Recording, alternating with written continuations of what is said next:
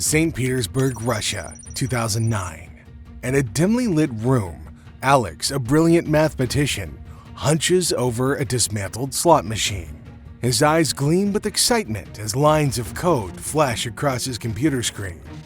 He's just stumbled upon a secret that will shake the casino world to its core. "I've cracked it," he whispers, a mix of disbelief and triumph in his voice. This isn't just any hack.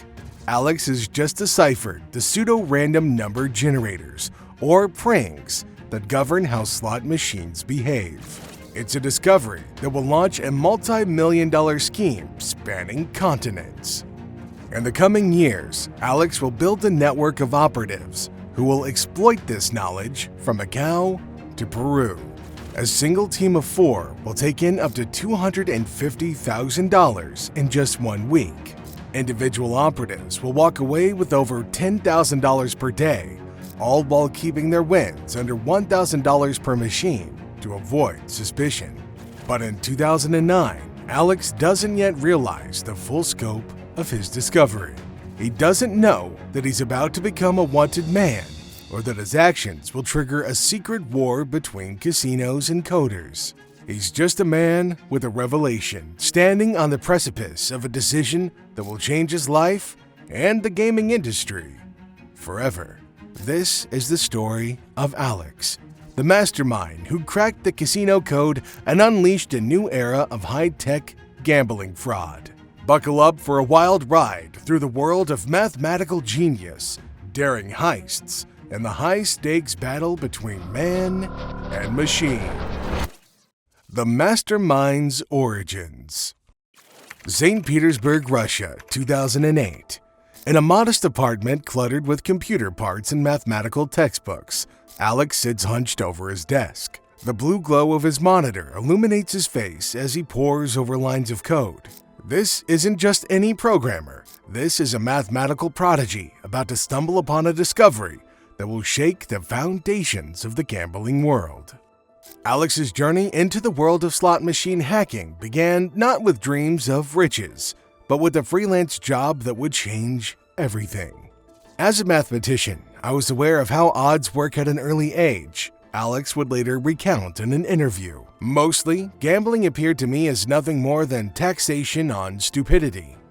But fate had other plans. A Russian casino approached Alex with an unusual request. They wanted him to tweak their Novomatic slot machines to give the house an even bigger edge. The machines had been programmed to pay out 90% of the money they took in, and the casino wanted Alex to adjust that down to 50%. It was during this job that Alex encountered the first pseudo-random number generator. These complex algorithms are the beating heart of every slot machine, designed to produce an endless series of seemingly unpredictable results. Let's break down how these prings work. Number 1. The pring starts with a seed number, often based on the current time. Number 2. It then runs this seed through a complex mathematical formula. Number 3. This process creates a long sequence of numbers that appear random. Number 4. In slot machines, these numbers determine where the reels will stop. Here's the crucial part. While it looks random to the average person, it's actually predictable if you know the formula and the seed. It's like having a magician's playbook. Suddenly, the trick isn't so mysterious anymore. Fascinated by the elegance and complexity of this generator, Alex spent the next 6 months immersing himself in their study. "I mastered it to the point where I can develop such algorithms myself on a level I am yet to see in a gambling machine," he later boasted. "It's in my bloodstream now. I feel the numbers. I know how they move." As Alex delved deeper into the world of these generators, fate intervened once again. In 2009, the Russian government dropped a bombshell on the gambling industry. Almost overnight, casinos were outlawed across the country. The official reason? To crack down on organized crime. The sudden ban had an unexpected side effect that would play right into Alex's hands. With gambling joints shutting down left and right, casino owners were desperate to offload their now useless slot machines. For Alex, it was like Christmas had come early. Seizing the opportunity, Alex managed to acquire an Aristocrat Mark VI slot machine cabinet, one of the most popular models worldwide. His small apartment transformed into a makeshift laboratory, with the slot machine standing in the corner, wires spilling out like electronic entrails. Day and night, Alex worked tirelessly, reverse engineering the machine's software. He pored over lines of code, unraveling the mystery of its pring. With each passing day, he grew more confident in his ability to predict the machine's behavior. It was during one of these late-night coding sessions that Alex had his eureka moment.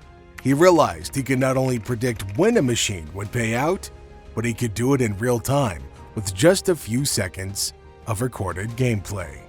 I remember the moment it all came together, Alex would later recall. My heart was racing. I knew I had just stumbled upon something big, something that could change everything. But Alex also knew that this knowledge was dangerous. He was walking a fine line between mathematical genius and criminal mastermind. The potential for profit was enormous, but so were the risks. As the implications of his discovery sank in, Alex found himself at a crossroads. He could continue his life as a freelance programmer, or he could use his newfound knowledge to take on the casino industry. The decision he made next would set in motion a chain of events that would span continents, make millions, and eventually attract the attention of law enforcement agencies worldwide. Little did the gambling world know, but a new player had just entered the game, and he was about to change the rules forever. Building the Empire. With his newfound understanding of prings, Alex knew he had stumbled upon a potential gold mine. But turning this knowledge into a profitable operation would require careful planning and execution. Thus began the development of what Alex would come to call his milking system. Alex's first challenge was to create a practical way to exploit his discovery. He needed a method that could be used in real time, right up on the casino floor without arousing suspicion. The solution came in the form of a custom smartphone app. The app was the key to everything, Alex would later explain. It turned complex mathematical predictions into a simple vibration. Press the button when the phone buzzes. That's all my agents needed to know. But an app alone wasn't enough. Alex needed a team to put his plan into action. He began recruiting online, but his criteria were far from what you might expect for a high-tech operation. I don't look for computer experts or math geniuses, Alex revealed. I look for people who understand the importance of covertness in their actions and general behavior. People who looked respectable enough not to cause unnecessary suspicion. Alex's recruitment process was meticulous. He rarely met his operatives in person, ensuring they couldn't reveal much about the operation if caught. To sweeten the deal and ensure loyalty, he offered an unusual insurance policy to his agents. In exchange for a larger cut of their winnings, the organization would provide legal assistance and financial aid to their families in case of arrest. The training for these agents was surprisingly brief. In just 2 hours, Alex could teach an operative everything they needed to know. The simplicity was in design. The less they knew about the underlying system, the less they could reveal if caught. With his team assembled and his system in place, Alex was ready to take on the casinos. The operation quickly expanded beyond Russia's borders, targeting gambling establishments across the globe. Here's how the milking system worked in practice. Number 1. An agent would enter a casino and locate a vulnerable slot machine, typically an Aristocrat Mark VI model. Number 2. They would use their phone to secretly record video of the machine in action. Number 3. This footage was sent back to Alex's headquarters in St. Petersburg for analysis. Number 4. Alex and his team would use their knowledge of the pring to predict when the machine would pay out. Number 5. They would then send timing data back to the agent's phone app. Number 6. The app would vibrate at the precise moment the agent should press spin. To avoid detection, agents were instructed to keep their winnings on each machine to less than $1,000. Despite this precaution, the profits were staggering. A single team of 4 could earn upwards of $250,000 in a week. Individual operatives were winning more than $10,000 per day. As the operation grew, so did its ambition. Alex's teams were soon hitting casinos from Eastern Europe to Macau to Peru. They'd wait patiently, sometimes for hours, until the app gave them the signal. Then, with a single press of a button, they'd hit jackpots that left other gamblers in awe. One of the operation's most notable successes came in June 2014 at the Lumiere Place Casino in St. Louis, Missouri. Over the course of just 2 days, Alex's team managed to win over $21,000 from several slot machines. The casino staff were baffled, noticing only that one man had been hovering his finger above the spin button for long stretches before finally pressing it. As the money rolled in, Alex found himself justifying his actions. He saw himself not as a criminal, but a modern-day Robin Hood, taking from the rich casinos and giving to, well, himself and his team. We, in fact, do not meddle with the machines. There's no actual hacking taking place, Alex would argue. My agents are just gamers like the rest of them, only they are capable of making better predictions in their betting. He even framed his operation as a form of poetic justice against the gambling industry. Gaming manufacturers claim they provide entertainment, but we all know the nature of this entertainment a little too well, he said. All they and I are really doing is moving money. Their job is to help casinos take money from the people. My job is to help myself and the people take money from the casinos. But as the operation's success grew, so did the risks. Casinos were starting to notice patterns. Security teams were becoming more vigilant, and law enforcement agencies were beginning to connect the dots. Alex knew that he was walking a tightrope. One misstep, one agent getting caught and talking too much, could bring the whole operation crashing down. But the allure of the next big score, the thrill of outsmarting the casinos at their own game, kept him going. Little did Alex know, but the high-stakes game he'd been playing was about to get a lot more dangerous. The casinos were about to fight back, and the consequences would shake the gambling world to its core. The Crackdown. As Alex's operation continued to milk casinos dry, it was only a matter of time before the house started fighting back. The first signs of trouble came from the casino floors themselves. In early June 2014, accountants at the Lumiere Place Casino in St. Louis noticed something odd. Several of their slot machines had, just for a couple of days, gone haywire. The machines had spit out far more money than they'd consumed, despite not awarding any major jackpots. In industry lingo, this was known as a negative hold, and it set alarm bells ringing. Casino security pulled up the surveillance tapes and spotted a man in his 30s who wore a polo zip-up and carried a square brown purse. Unlike most slot sheets, he didn't appear to tinker with any of the machines that he targeted. Instead, he'd simply play, pushing the buttons on a game like Star Drifter or Pelican Pete, while furtively holding his phone close to the screen. On June 9th, Lumiere Place shared its findings with the Missouri Gaming Commission, which in turn issued a statewide alert. Several casinos soon discovered that they had been cheated the same way, though often by different men than the one who had milked Lumiere Place. As casinos across the country began comparing notes, a pattern emerged. In each instance, the perpetrator held a cell phone close to an Aristocrat Mark VI model slot machine shortly before a run of good fortune. The casino industry was in a panic. How were these scammers beating the odds so consistently? And more importantly, how could they be stopped? Law enforcement agencies soon picked up the scent. By examining rental car records, Missouri authorities identified the Lumiere Place scammer as Marat Bleev, a 37-year-old Russian national. Bleev had flown back to Moscow on June 6th, but the St. Petersburg-based organization he worked for quickly sent him back to the United States to join another cheating crew. The decision to redeploy Bleev to the U.S. would prove to be a rare misstep for Alex's operation. On December 10, 2014, Not long after security personnel spotted Believe inside the Hollywood casino in St. Louis, he and 3 other men were arrested. This marked the first significant setback for Alex's venture. Never before had any of his operatives faced prosecution. The arrest sent shockwaves through his organization. But the authorities weren't done. They'd begun to piece together the scope of the operation. Darren Hoke, a casino security expert who was then a director of surveillance at a casino resort in Lake Charles, Louisiana, took it upon himself to investigate further.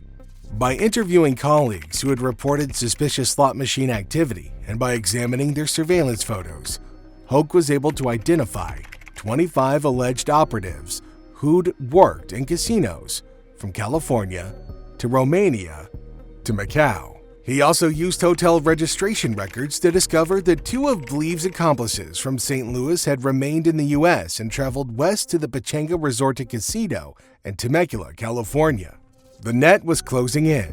On July 14, 2014, agents from the California Department of Justice obtained one of those operatives at Pechanga and confiscated 4 of his cell phones, as well as $6,000. The FBI was now fully involved, turning what had once been a game of cat and mouse into an international manhunt. They began to piece together the structure of Alex's organization, from the low-level operators on casino floors to the technical staff in St. Petersburg who analyzed the video footage. Alex, watching from afar, realized the gravity of the situation. His once bulletproof operation was now vulnerable. He instructed his remaining teams to lie low, but for many, it was already too late.